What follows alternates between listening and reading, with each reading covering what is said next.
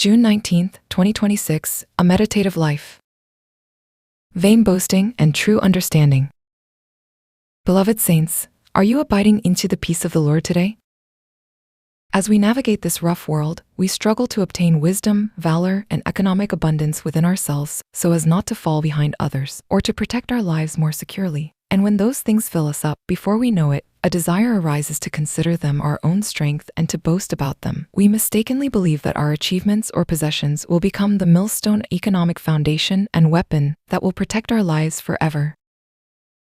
However, through Jeremiah chapter 9, verse 23 today, the Lord clearly warns us, "This is what the Lord says, let not the wise boast of their wisdom, or the strong boast of their strength, or the rich boast of their riches." This is because God knows well that the things we rely on and boast about in this world can instead become snares that cause us to stumble. A tragic story of an elderly mother dramatically illustrates this.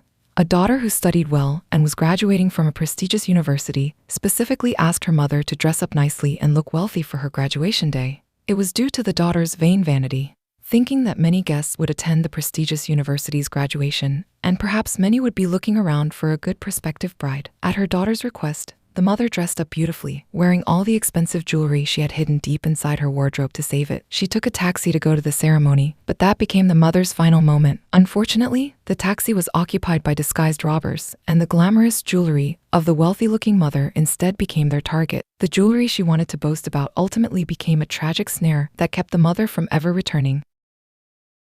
The Bible teaches that human vain boasting like this never serves oneself, but can rather lead to the path of ruin. David's son Absalom possessed outstanding beauty from head to toe, and especially had full and beautiful hair. However, his pride in this appearance led him down the path of rebellion, and while fleeing, his beautiful hair that he was so proud of got caught into the branches of an oak tree, leaving him hanging into the air, which led him to meet a miserable death. His own boasting literally became his death.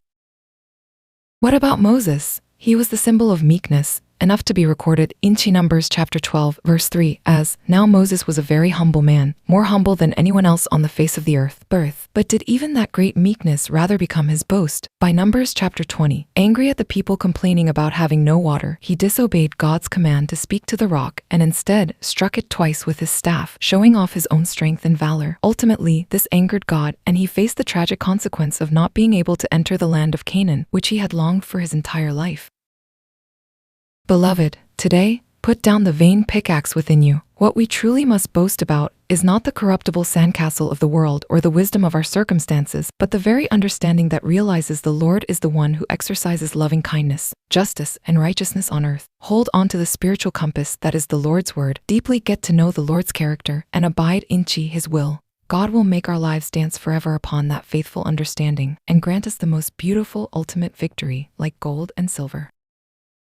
Meditation and application.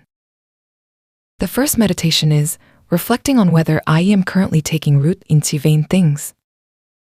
Where am I placing the value and stability of my life right now? Am I perhaps taking root into the corruptible worldly boasts of my wisdom, appearance, or economic stability wealth, like the mother on graduation day, or like Absalom or Moses, giving up on someone by saying, "That person will never change," or limiting the power of the gospel? Such vain boasting instead leads me into the snare of ruin. From today, let us resolve to lay all our vain boasting before the cross and take root into our lives solely on the understanding of knowing the Lord.